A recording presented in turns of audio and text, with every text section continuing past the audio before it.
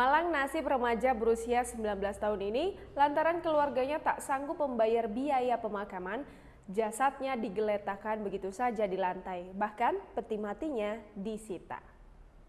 Tidak ada yang gratis di dunia ini, termasuk juga soal urusan pemakaman yang biasanya terjadi dadakan.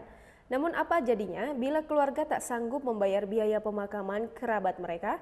Bisa jadi jasad keluarga mereka ditinggalkan begitu saja di lantai. Seperti yang dialami oleh keluarga yang satu ini. Dilansir sosok.id dari Mirror, jasad seorang remaja di Meksiko ditinggalkan begitu saja di lantai karena keluarganya tak sanggup membayar biaya pemakaman.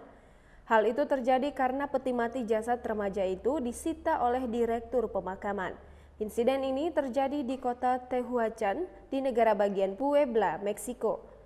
Ialah jasad seorang remaja berusia 19 tahun yang meninggal karena sakit. Untuk mengurus pemakaman, keluarga harus membayar 3.500 peso atau sekitar 1 juta rupiah. Koran Spanyol mengatakan bahwa keluarga tak dapat membayar tagihan itu.